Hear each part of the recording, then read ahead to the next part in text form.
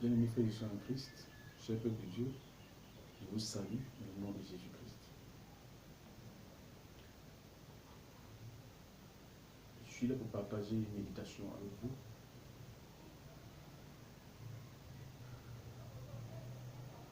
Depuis un moment, la situation du confinement nous oblige, chacun est à la maison.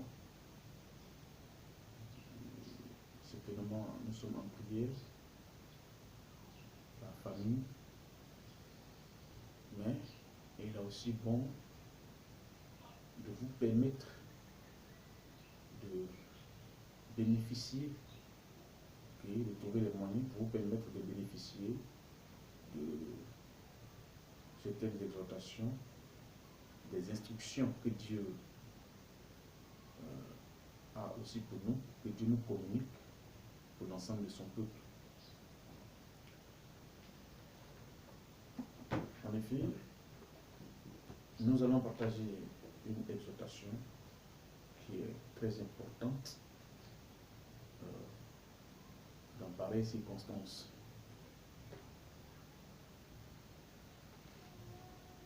Notre méditation se trouve dans le livre des 2 Chroniques. 2 Chroniques.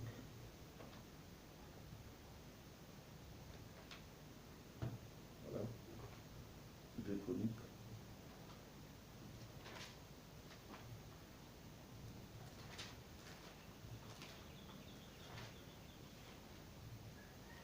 Les Chroniques, le chapitre 7. Les Chroniques, le chapitre 7.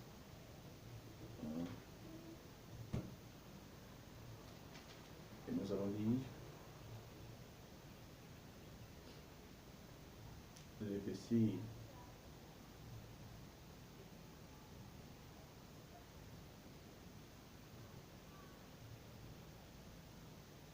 14 et 15.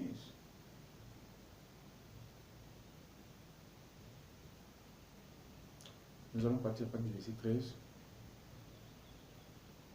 jusqu'au verset 15.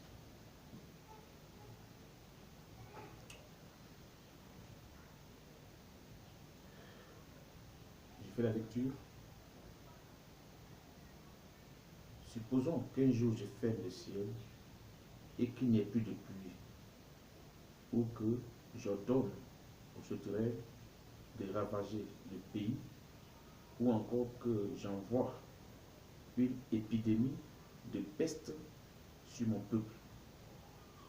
Si alors mon peuple, le peuple à qui j'ai donné mon nom, s'humilie et prie, me recherche et en renonçant à leur mauvaise conduite, moi, dans le ciel, je serai attentif. Je pardonnerai leurs péchés et je rétablirai la prospérité de leur pays.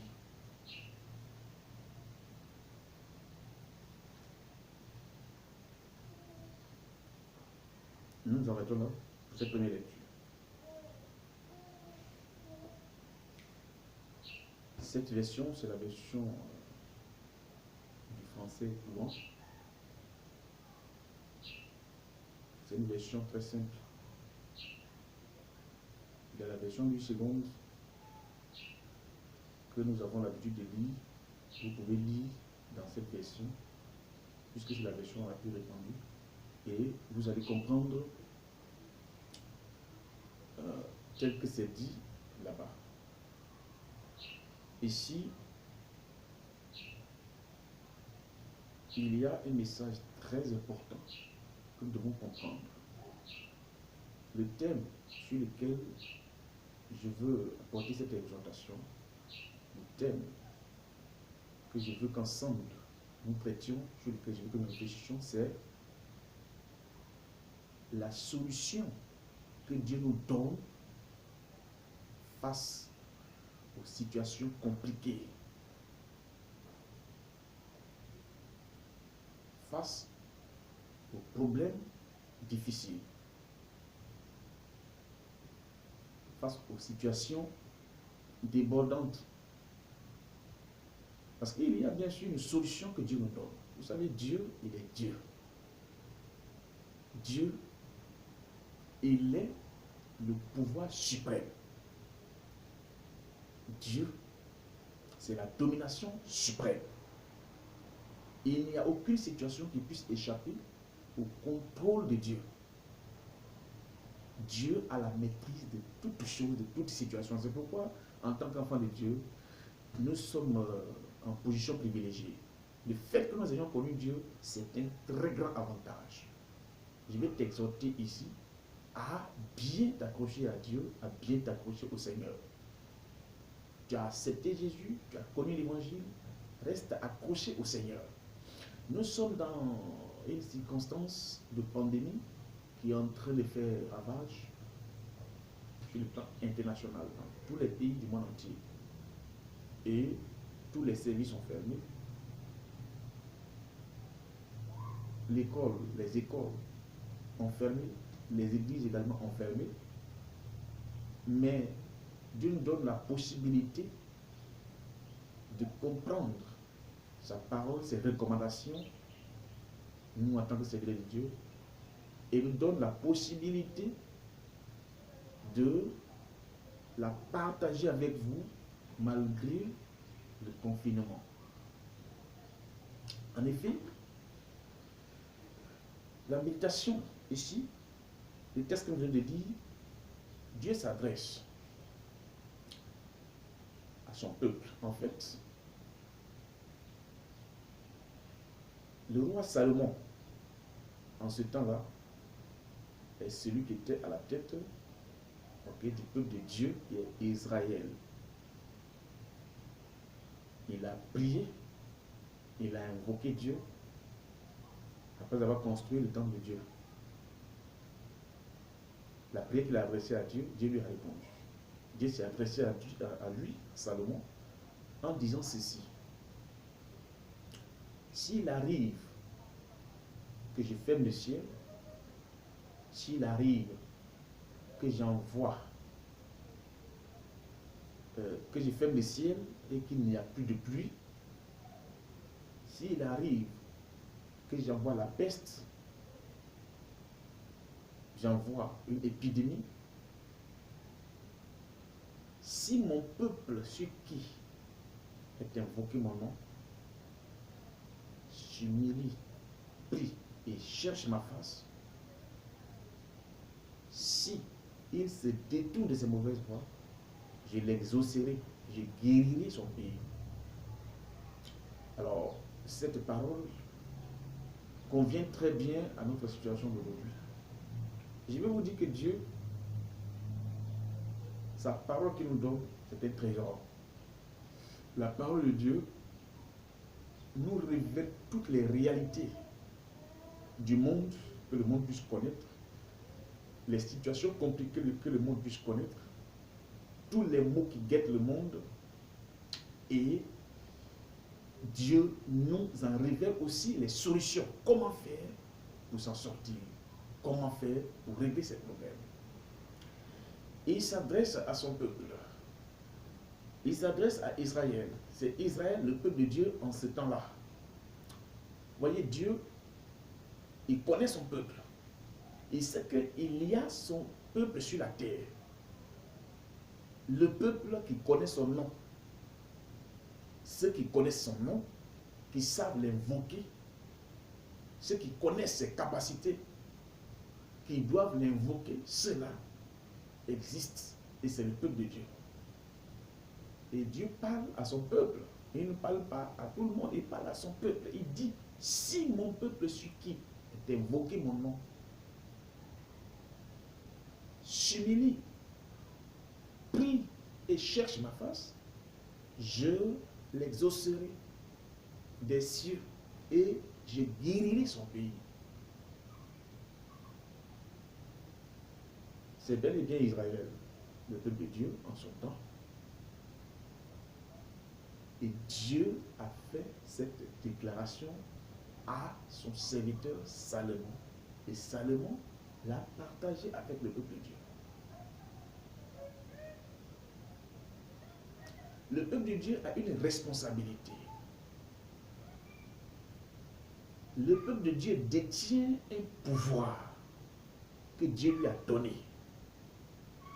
Dieu lui a donné la capacité de résoudre les problèmes compliqués, les pandémies, les pestes qui font ravage, les situations hors contrôle telles qu'aujourd'hui, l'épidémie, la maladie du Covid-19, qui aujourd'hui a obligé que le monde change de fonctionnement, que tous les services ferment, que les rassemblements soient interdits. Au point où la vie est devenue monotone, plusieurs sont inquiets, ça fait des milliers de morts. C'est bien sûr inquiétant, mais comprenons qu'en tant qu'enfants de Dieu, nous avons eu l'avertissement depuis longtemps. Le problème, c'est que le peuple de Dieu ne médite pas correctement la parole de Dieu pour comprendre les réalités qu'il y a, que Dieu a dénoncé, que Dieu a mentionné depuis longtemps, les avertissements que Dieu nous a donnés depuis longtemps, depuis que le monde existe. Dieu s'est révélé, il nous a donné les instructions face aux situations, l'attitude à avoir face aux situations qui peuvent nous arriver. Comment réagir face à ces situations? Non seulement il faut le savoir, il faut savoir que ces situations arriveront, mais quand ça arrive, comment il faut se comporter, qu'est-ce qu'il faut faire pour pouvoir s'en sortir.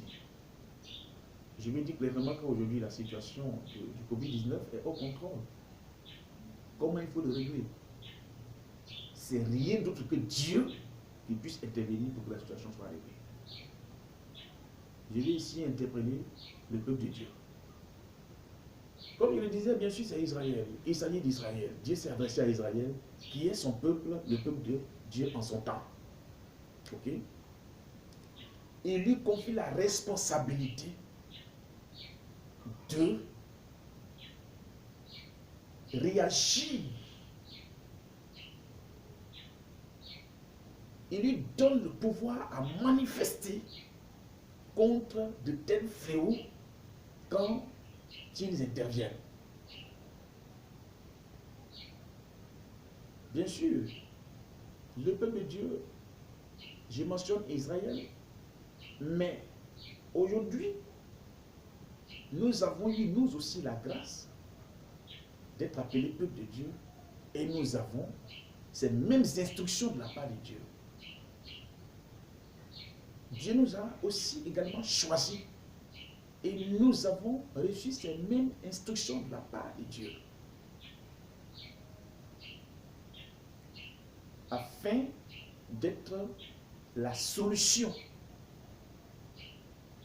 afin de permettre au monde, d'avoir la solution à de telles réalités qui arrivent et qui se présentent comme hors contrôle. Nous continuons la méditation dans le livre de Matthieu. Matthieu, le chapitre 5, à partir du verset 13. Nous étions dans le livre des Chroniques, sur l'Ancien Testament, mais ici, nous sommes dans Matthieu, le Nouveau Testament. C'est pourquoi je disais tout à l'heure que Dieu a parlé à Israël en tant que son peuple. Et ce même message, Dieu nous l'a donné. Dieu nous a confié les mêmes responsabilités. Parce que certainement, certains enfants de Dieu sont inquiets, certains peuples de Dieu, certains de Dieu sont inquiets. Tout le monde est en train de se demander comment faire, comment s'en sortir. C'est vrai. Mais il faut avoir une inquiétude positive. Et il faut exploiter, il faut manifester la capacité que l'on a reçue, de celui qui est la source, l'origine de toutes choses, le maître de tout l'univers, Dieu Tout-Puissant. Je suis dans Matthieu, le chapitre 5, j'ai lu à partir du verset 13. C'est vous qui êtes le sel du monde. Mais si le sel perd son goût, comment pourrait-on le rendre de nouveau salé? Il n'est plus bon à rien. On le jette dehors et les gens marchent dessus. c'est vous qui êtes la lumière du monde. Une ville construite sur une montagne ne peut pas être cachée. On n'allume pas une lampe pour la mettre sous un seau. Au contraire, on la place sur son support d'où elle éclaire tous ceux qui sont dans la maison. C'est ainsi que votre lumière doit briller devant les hommes afin qu'ils voient le bien que vous faites et qu'ils louent votre Père qui est dans les cieux. Verset 17. Ne pensez pas que je sois venu supprimer la loi de Moïse et l'enseignement des prophètes. Je ne suis pas venu pour les supprimer, mais pour leur donner tout le sens. Je vous le déclare, sur verset 18, c'est la vérité. Aussi longtemps que les ciels et la terre dureront, ni la plus petite lettre, ni le plus petit détail ne seront supprimés de la loi. Et cela jusqu'à la fin de toutes choses. Quand il parle de la loi, il veut parler de la parole, sa parole. Je veux partir de là, cette dernière parole, ce dernier verset 18. Je veux commencer l'explication à partir de là. Qu'est-ce qu'il faut comprendre? En disant, tant que les cieux et la terre existeront, la loi, la parole de Dieu ne perdra aucun élément qui le constitue. La parole de Dieu ne changera pas. La parole de Dieu restera telle. La parole de Dieu restera telle jusqu'à ce que le monde finisse, jusqu'à la fin de toutes choses. Donc jusqu'à ce que le monde finisse. Le Seigneur veut relever là le pouvoir que constitue la parole de Dieu. La puissance qu'il y a dans la parole de Dieu. La force que la parole de Dieu constitue. La force que sa parole constitue. Sa parole est si forte, si puissante, que c'est elle qui est le remède de toutes les situations qui arrivent aux êtres humains qu'il a créés à son image et qu'il a mis sur la terre. Et cette parole nous reste jusqu'à ce que le ciel et la terre passent.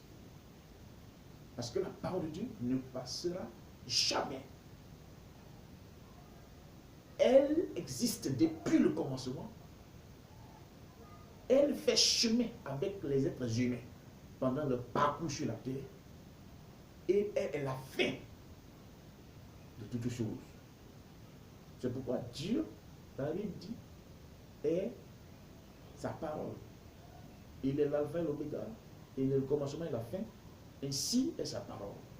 La parole de Dieu que nous avons, c'est un trésor. Voyez, nous avons eu la grâce de recevoir l'évangile, de connaître Jésus-Christ de Nazareth. Et la puissance de la parole nous a été révélée.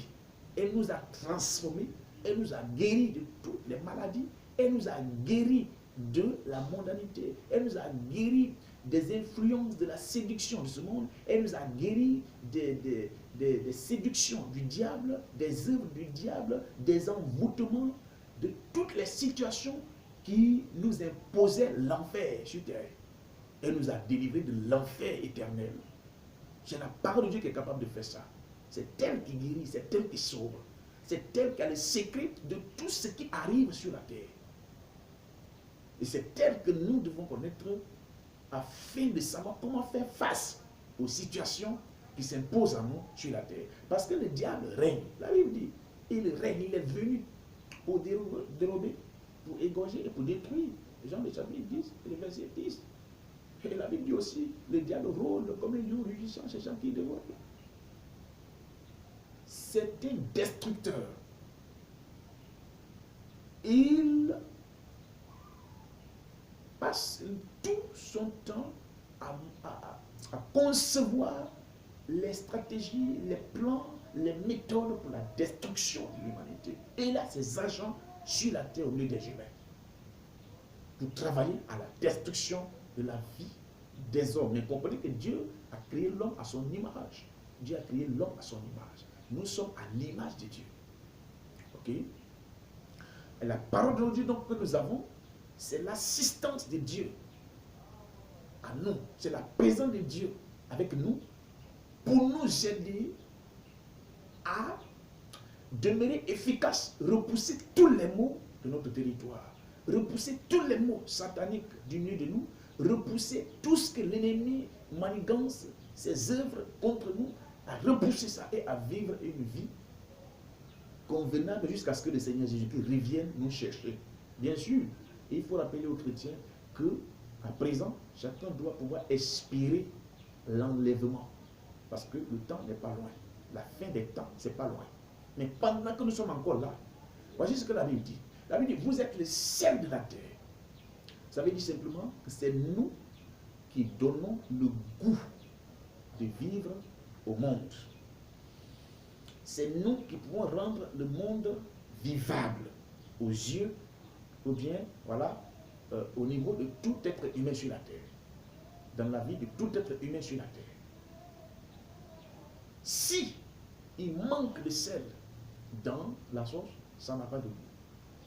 Ça veut dire en quelque sorte que nous, chrétiens, nous qui avons reçu la parole de Dieu, qui avons accepté Jésus et qui vivons sur cette terre, qui sommes encore vivants, la solution pour que le monde soit vivable, pour que le monde soit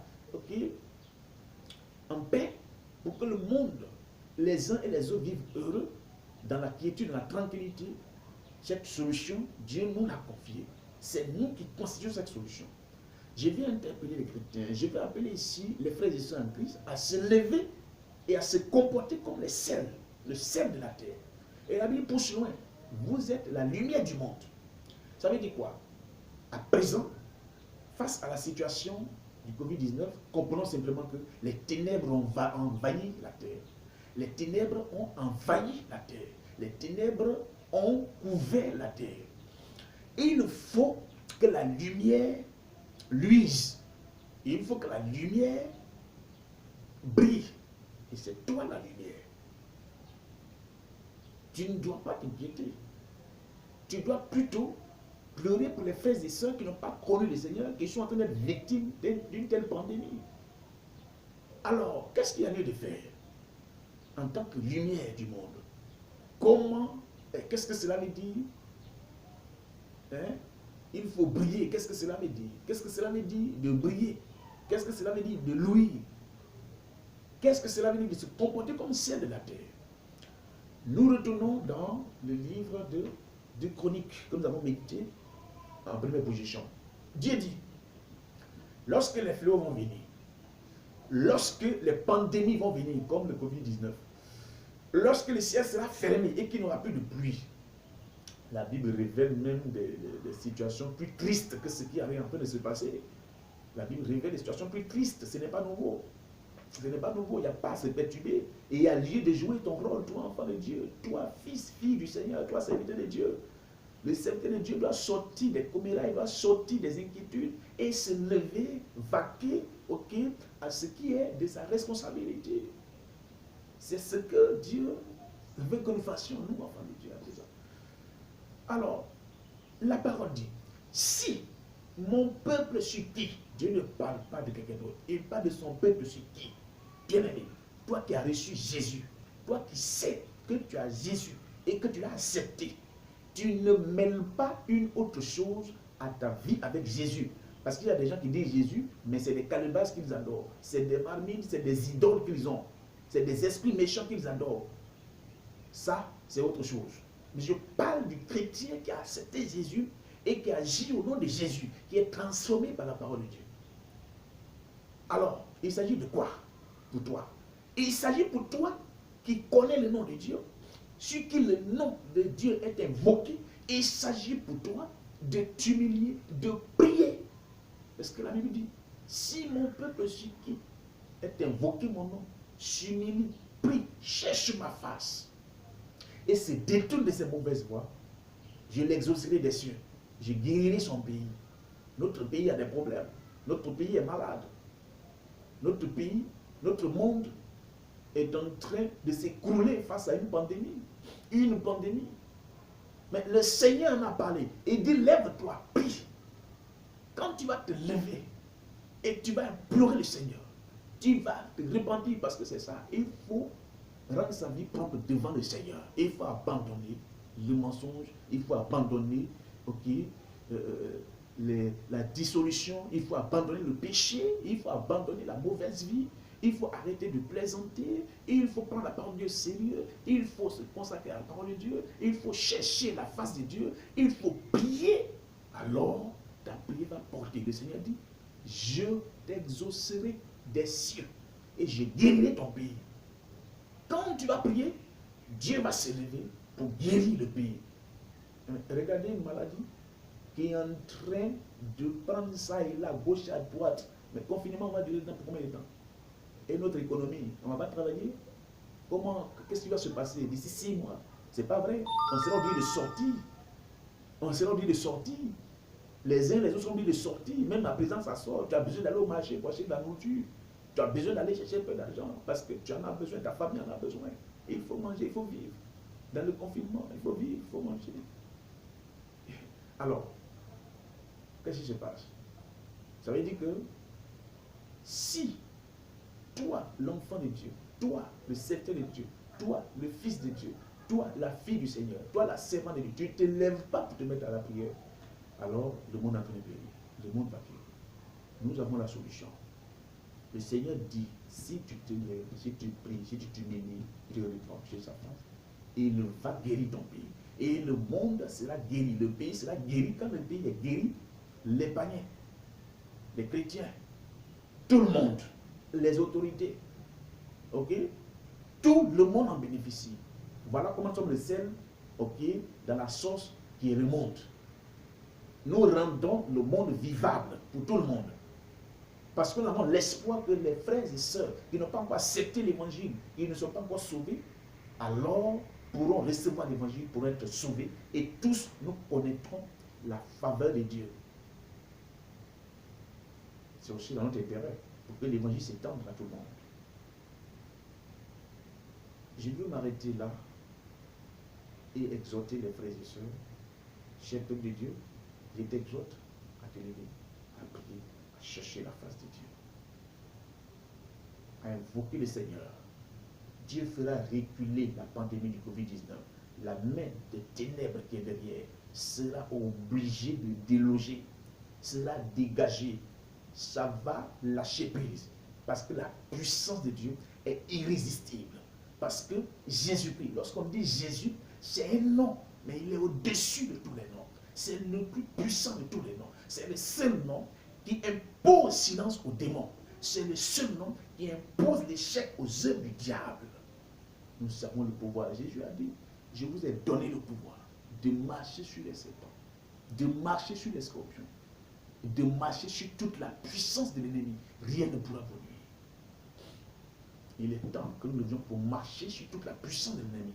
Le Covid-19, c'est un démon. C'est une puissance de l'ennemi. Ton ennemi, c'est le diable. Nous avons le pouvoir de marcher sur le Covid-19 et de l'éradiquer de notre environnement. Et que Dieu nous bénisse. Levez-vous, priez, mettez-vous en prière. Soyez exhortés, soyez fortifiés au nom de Jésus-Christ. Amen.